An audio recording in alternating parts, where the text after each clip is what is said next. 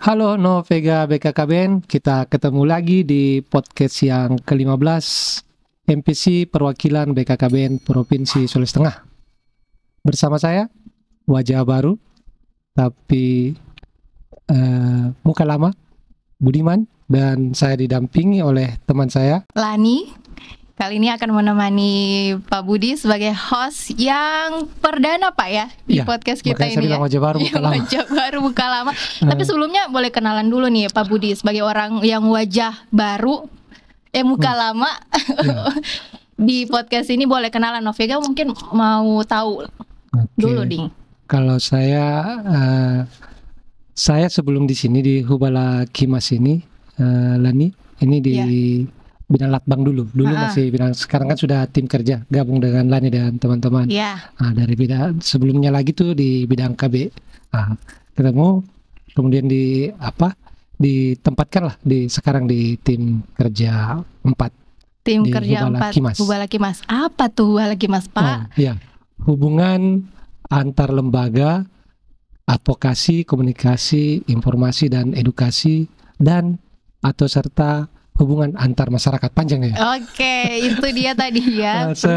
Selebihnya lagi diberikan amanah oleh pimpinan juga sebagai PPK, pejabat pembuat komitmen. Makanya alhamdulillah penuh berkah itu amanah, walaupun sebaiknya ya sudahlah, nanti kita bicarakan. Sudahlah ya, nanti panjang kalau kita ceritakan lagi. Tapi perlu diperjelas lagi nih Pak Budi di Hubala Kimas sebagai ketua tim kerjanya ya. Saya sebagai anggota di tim kerja itu. Ya, kita bersama 8 orang kita. Suan Suho.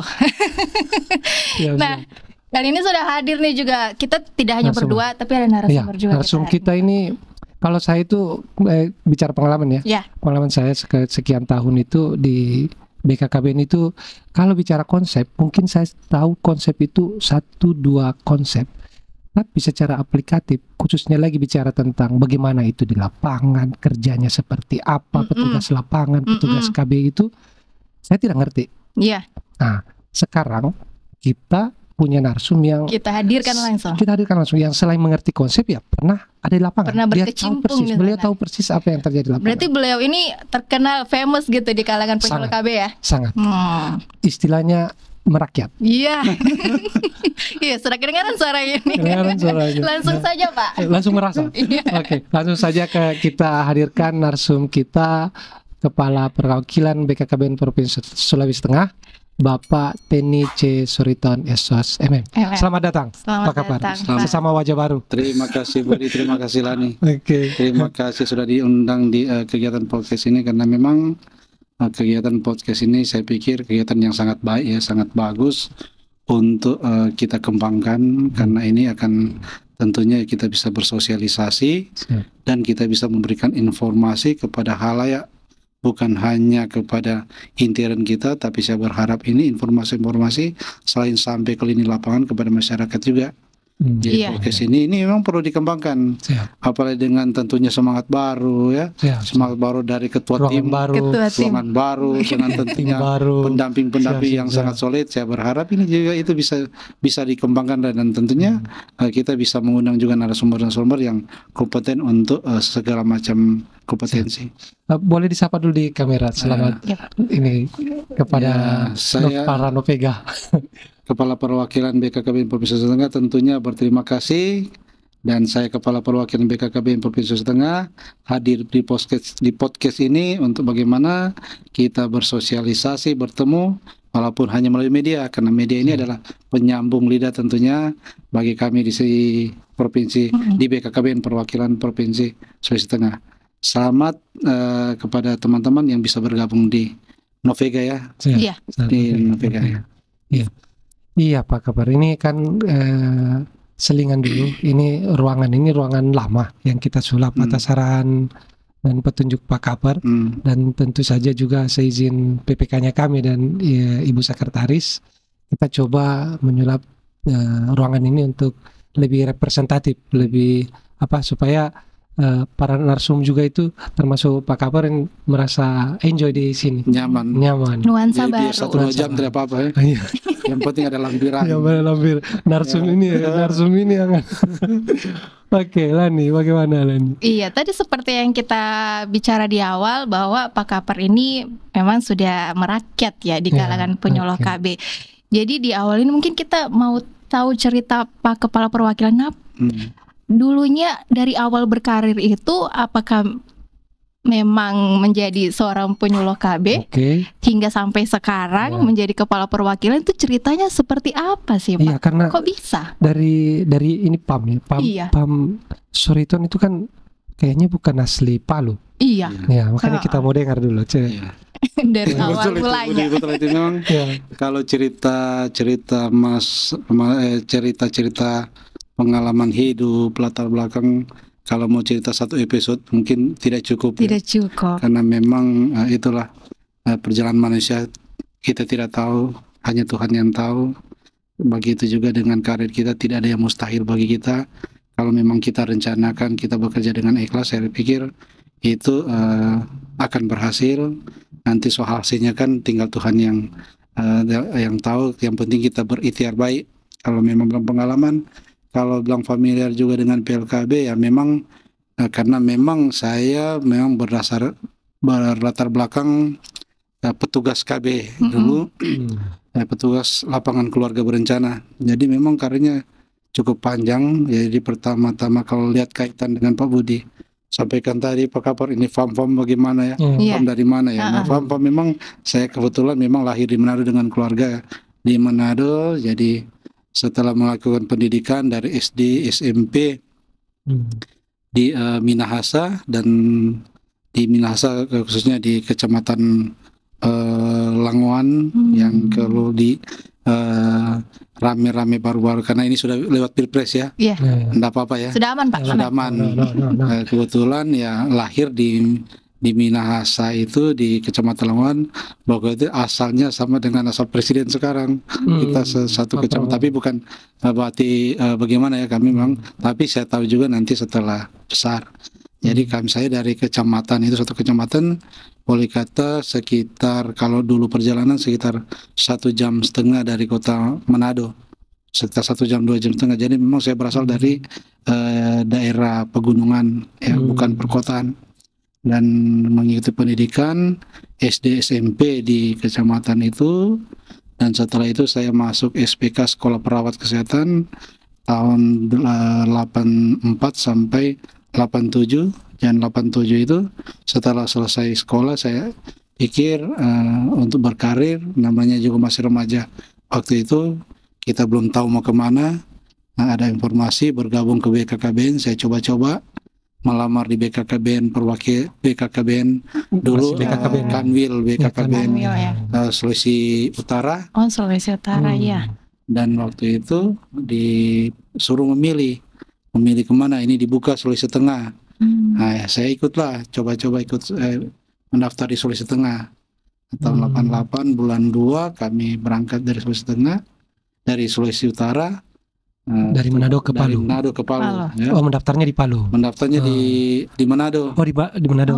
Tapi kenapa memilih Sulawesi Tengah, Pak? Ya itulah karena naluri anak muda, ingin mencoba hal-hal yang baru, ingin keluar dari zona nyaman dengan tidak mau tergantung dengan keluarga, melihat situasi yang baru. Misalnya kalau di Manado kan sudah biasa. Bagaimana Sulawesi Tengah? Jadi saya coba berangkat sekitar tahun 88. Dan tahun 88 saya dikeluarkan SK sebagai petugas lapangan keluarga bencana PLKB dulu ya, di Palu. Di Palu. Dan itu pun ternyata di Palu ini waktu itu saya tidak tahu Palunya apa, karena belum pernah masuk sama sekali ke Palu.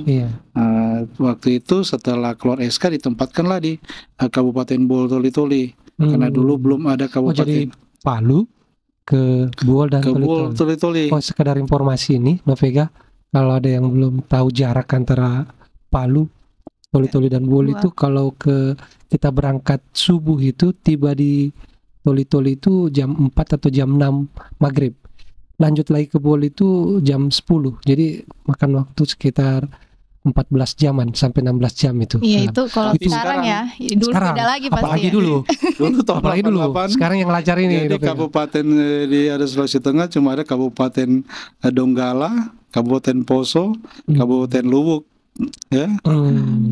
Jadi Kabupaten Luwuk baru pemekaran Luwuk dimekarkan jadi Kabupaten Luwuk, Banggai Laut, Buol jadi Buol Toli-Toli, Buol Toli-Toli jadi Buol dan Toli-Toli, Kota Donggala dulu jadi Kabupaten Parigi, Kabupaten Sigi, ya begitu juga dengan Poso, Morowali, sampai Morowali Utara.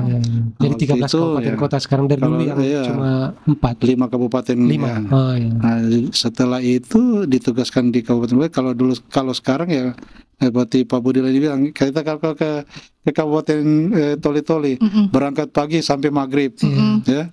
Tapi sekarang kalau saya dulu ditempatkan jadi penyuluh KB, ya paling berangkat hari ini 3 hari 3 malam baru sampai di lokasi kegiatan di Kecamatan Biau, Buol. Karena saya waktu itu ditempatkan di Kabupaten Buol Toli-Toli. Pikir-pikir Kabupaten Buol Toli, belum pernah Kabupaten Buol Toli-Toli. Saya pikir Toli-Toli, ternyata kalau SK juga ternyata di kecamatan dari Toli-Toli ke Buol naik kapal lagi 1 malam, ya. Jalan transportasi dulu Palu Toli-Toli tidak ada darat. Dulu ada pesawat Cessna. Belum ada darat lalu. Belum ada darat. Jadi darat itu cuma sampai kalau kita dari Palu cuma sampai di Sojol, ya. Setelah itu sudah tidak bisa, jalan darat belum ada. Begitu juga lewat Pantai Timur. Jadi ya begitu juga Toli-Toli cuma sampai di Lampasio jalan daratnya. Jadi belum ada. Jadi komunikasi perjalanan itu harus melalui laut, ya, laut. Jadi selama kalau sampai tempat tugas ya 3 hari 3 malam karena pakai naik kapal kayu, ya. Agape, Mauro, Solo Gracia, pokoknya saya masih hafal karena itu suatu perjuangan waktu mengabdi, ya, jadi petugas lapangan. Jadi setelah itu yaitu dengan bekerja 5 tahun di Toli-Toli, 88 dari tahun 88 sampai 93 saya pindah juga ke Donggala dulu karena belum ada Kota Palu sebagai petugas lapangan. Kenapa saya pindah waktu itu? Karena saya berpikir saya harus menempa diri, saya harus meningkatkan kompetensi untuk kuliah, untuk meningkatkan pendidikan. Karena waktu itu di Toli-Toli kan Toli-Toli belum ada universitas yang bisa menampung. Kita harus, sehingga waktu itu saya mendaftar di universitas terbuka, ya. Karena itu yang bisa memfasilitasi pegawai-pegawai yang ingin meningkatkan pendidikannya. Nah, jadi universitas terbuka waktu itu yang bisa menerima. Tapi dengan komunikasi dulu yang sulit, saya pikir saya harus coba berangkat ke Palu, pindah Palu 93 dan ditempatkan Donggala.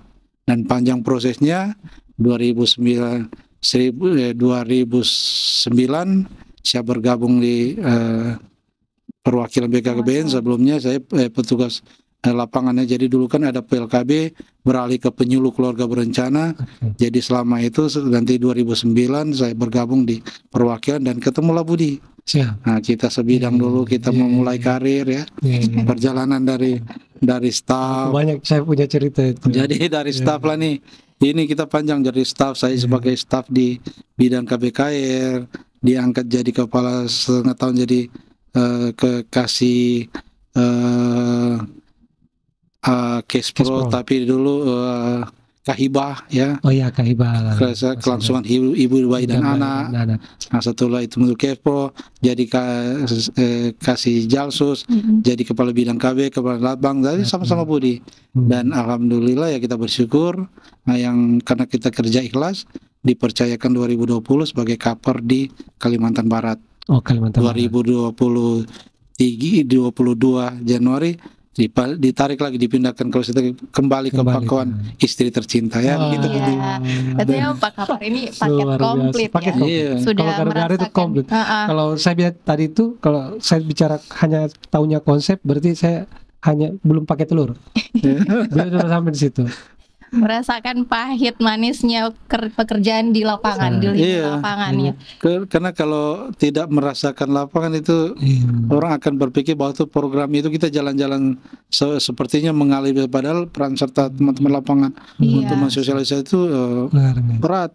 Tapi tentunya dengan komitmen, ya, kita punya komitmen bahwa program ini harus jalan, dan itu pasti beriring tentunya dengan karir, dengan rezeki. Berarti memang Pak Kapper ini basicnya dari kesehatan. Tadi sekolahnya SPK juga, ya, di awal. Pernah ini tidak sih Pak bersinggungan langsung dengan kontrasepsi? Kalau pasang-pasang alat kontrasepsi karena kita kan tidak dikasih kewenangan untuk pelayanannya. Oh iya. Intinya kecuali dulu. Dari dulu memang kita BKKBN kan tupoksi kita untuk KI dan advokasi. Walaupun kami saya dan teman-teman dari Manado berlatar belakang kesehatan, tapi memang kami sebenarnya hanya membantu, ya, membantu teman-teman yang kesehatan untuk pelayanan KB. Tapi memang pelayanan KB itu memang karena memang bukan kewenangan BKKBN, walaupun kami punya latar belakang medis, tapi tidak punya kewenangan untuk melayani. Saya memang cuma membantu. Karena seingat saya, tahu saya itu ada 20-an Pak Kapolri atau belasan yang 30 lebih yang dari Manado di tempat setengah. Kalau bahasa saya ini, Pak Kapar sudah ada di tingkat keberhasilan, yang sampai di tingkat seperti Pak Kapar di antara 30 itu ada? Ya memang itu seperti ujian ya. Kalau seperti manusia, jadi kalau kita satu rumpun itu berjalan itu akan teruji kemungkinan kalau saya lihat mengerucut ke atas. Dia akan mengerucut ke atas ya. Jadi dari kita itu ya ada banyak juga teman-teman, ada yang masih ada yang tetap PLKB sesuai pilihan, ada yang sudah beralih ke struktural di kabupaten. Kalau saya memang tidak terlalu mungkin ujian alam ya, atau ujian bagaimana yang penting kita kerja ikhlas ya tadi ya. Jadi kita tidak tahu juga karena bukan peran kita ya, tapi karena memang dukungan teman-teman semua, baik lapangan maupun teman-teman di provinsi, sehingga saya bisa mencapai ini kan amanah sebenarnya. Jadi kita diberikan amanah, masing-masing punya tanggung jawab. Kalau saya memang mungkin amanah saya saya ini dari teman-teman ya memang bisa capai bisa sampai jadi kepala paroki. Tapi ada juga teman-teman yang lain yang sempat sampai eselon 3, ada juga yang eselon 2 yang di Manado. Ini berarti sudah ada yang pensiun juga nih Pak Kapten?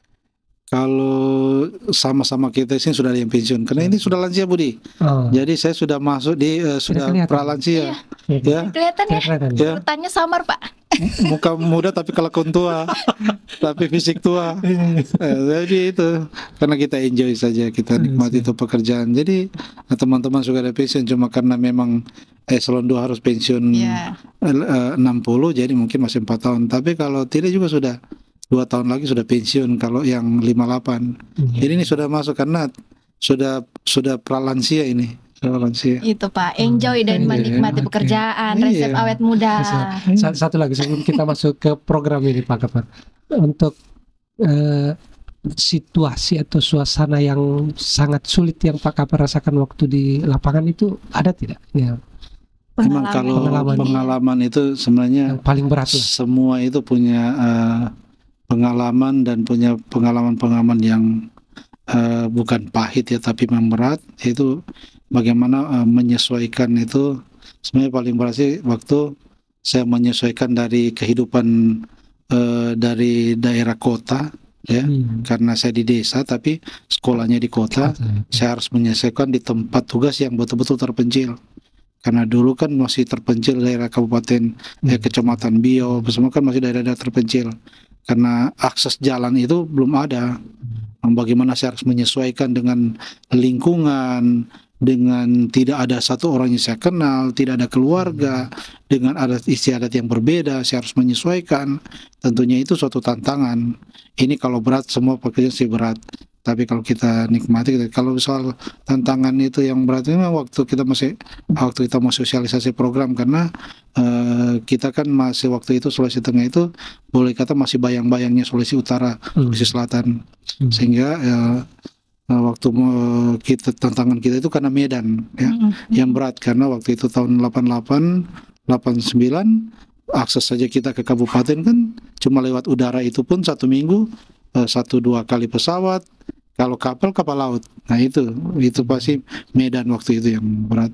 Itu tadi tantangan di lapangannya selama Bapak menjadi penyuluh KB, petugas lapangan KB dulunya ya. Kalau misalnya sekarang nih Bapak sudah menjadi seorang leader, pemimpin di perwakilan BKKBN Sulawesi Tengah. Tapi sebelum di Sulawesi Tengah Bapak ini juga sebelumnya Kalimantan Barat, Pak ya. Iya, pasti tantangannya ada berbeda lah Pak di lini lapangan dan juga memimpin sebuah unit instansi yang lebih besar lagi. Kira-kira tantangannya itu apa sih Pak? Mau orang SDM-nya kah? Iya. Atau situasinya kah? Kalau kita bicara geografis, sebenarnya semua daerah punya tantangan berat. Kita tidak bisa melihat bahwa ini daerah Kalimantan. Waktu saya tugas di Kalimantan Barat, geografinya juga sulit. Tidak ada gunung, gunungnya sedikit sekali, boleh dikata tidak ada gunung seperti kita ya. Tapi geografisnya itu karena dataran agak sulit juga karena banyak sungai ya. Karena daerah sana, daerah Kalimantan Barat itu boleh kata hampir rata laut, sehingga kita harus menyesuaikan musim pasang dan surut ya, air, sehingga tantangan juga berat. Dan kalau bicara program tantangan kalau kita Sulawesi Tengah geografi ya pegunungan, tapi kalau kita lihat dari geografis itu rata-rata kita Indonesia Timur, Indonesia Barat sama. Jadi kalau bilang geografis cuma situasi saja yang membedakan, tapi geografis sama berat, cuma karena di sana sungai dengan boleh kata daerah rawa, kalau kita daerah pegunungan. Tapi kalau masalah program, tantangan kita memang berbeda ya, karena setiap provinsi punya SDM yang berbeda-beda. Kalau di Kalimantan Barat itu SDM terus terang masih terbatas ya, sangat terbatas jumlah pegawai, jumlah PLKB juga terbatas.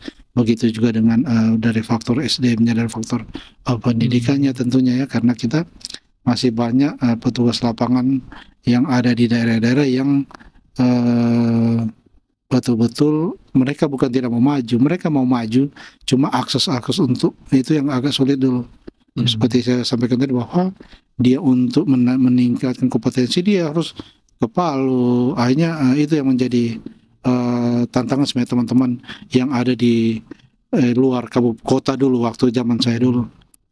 Kalau tantangan kita di Provinsi Sulawesi Tengah itu kompleks juga, tapi sama dengan provinsi lain, selain SDM-nya kita kurang ya, tidak sesuai dengan tentunya rasio yang ada, jumlah desa dengan jumlah PLKB. Begitu juga kita di provinsi terbatas dengan jumlah pegawai, dengan tentunya tupoksi yang harus kita tangani, yang seharusnya rasionya itu kita itu masih agak rendah lah kalau melihat dari jumlah jabatan fungsional yang ada.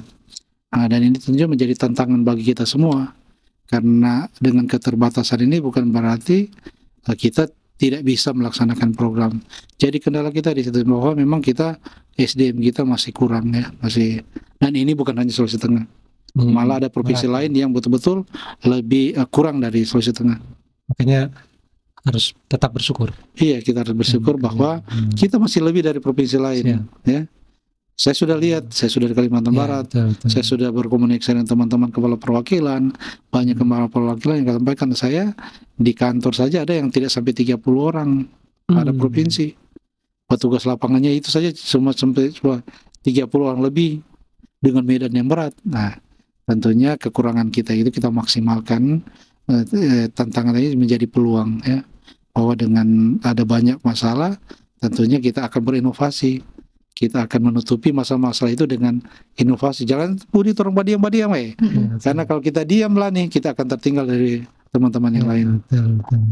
Untuk ini Pak Kapar, kalau selama kepemimpinan Bapak ini ada tidak yang kayaknya sangat kontra begitu dengan kepemimpinan ini, kalau bicara jujur kalau bicara kalau pasti boleh juga ada pro dan kontra. Jadi begini ya, itu begitu. Jadi kalau bilang pro kontra itu namanya juga organisasi. Kita tidak bisa mungkin menyatukan semua pemikiran dalam satu koridor kita.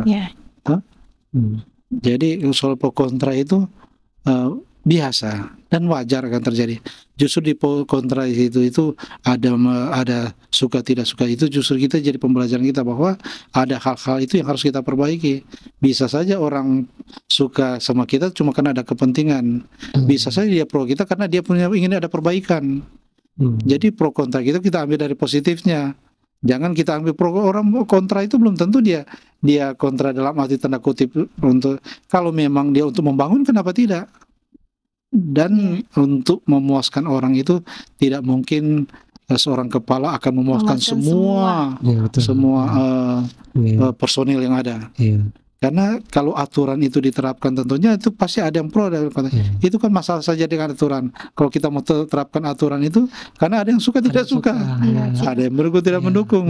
Karena Pak Hasto pernah sampaikan bahwa di 100 itu tidak mungkin 100 itu baik semua. Ada saja mungkin 3-4 orang itu wajar. Kalau kontranya itu masih di tingkat persentasinya di bawah masih 1%, itu masih wajar. Ya, jangan kalau kontranya itu sudah lebih setengah, berarti ada apa? Ada masalah. Tidak sehat tuh. Tapi kalau memang pemikiran karena orang kontra itu kadang-kadang mungkin kita harus cari tahu apakah mungkin dia ada imajinasi yang dari dia pikiran tapi tidak tersalurkan atau tidak terfasilitasi. Kan macam-macam. Anak-anak sekarang kan tidak seperti anak-anak dulu. Anak milenial dia itu tidak mau mau dikekang dengan aturan. Kadang-kadang dia mau aturan tapi harus di pikirannya dia punya kemampuan tapi tidak terfasilitasi. Ya. Karena apa? Karena kemungkinan kita juga tidak bisa memfasilitasi karena keterbatasan dari organisasi. Nah, kalau kita tinggal itulah kita pimpinan bagaimana untuk memfasilitasi seperti ini. Sama seperti Lani dengan Budi Pak Budi bikinnya acara podcast ini, menyiapkan ruangan ini. Apakah itu terencana dengan tidak? Tapi bagaimana Lani dengan Budi itu dan teman-teman di Tim Kerja 4 ya, berinovasi. Jadi saya harus berpikir juga bagaimana untuk memfasilitasi. Sebab kalau ini podcast ini tidak terjadi, tidak jalan, ini mungkin akan jadi seperti beban. Nah, saya mau ini kan Pak Budi kan karena punya tim kecil, tim 4 kan punya ini.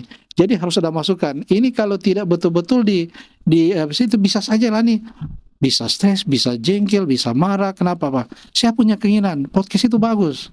Tapi tidak terfasilitasi. Kenapa? Nah, kalau muncul itu tugas saya barangkali bagaimana untuk memfasilitasi itu. Kira-kira bagaimana? Bagus nah. Kalau memang cocok silakan. Direncanakan tidak. Kenapa? Kan ada perubahan. Kita coba rubah. Carikan bagaimana tapi tidak melanggar aturan. Kita siapkan inovasi apa yang mau dibuat. Sebab anak-anak milenial ini punya gagasan kalau kita itu kadang-kadang kalau kita pimpinan tidak bisa mengantisipasi dari awal, tidak bisa membaca pola pikir anak-anak yang ini yang kadang-kadang timbul ria-ria bukan ini tapi timbul ria yang seolah-olah dia mau padahal tidak.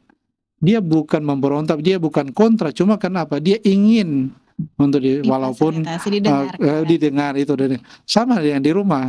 Kadang-kadang kan ibu-ibu, bapak-bapak juga mau didengar Budi, ibu-ibu juga mau didengar, anak-anak juga mau didengar. Kalau nggak didengar nggak dapat kopi pagi itu nggak dapat kopi. Kenapa nggak bikinkan kopi? Kenapa anak-anak itu disuruh ini? Kenapa? Ada sesuatu di dalam itu yang harus kita dengar. Minimal kita dengar dulu. Jadi jangan permasalahkan itu kontra tidak. Karena pro kontra itu satu organisasi, suami istri saja bisa pro kontra. Wajar.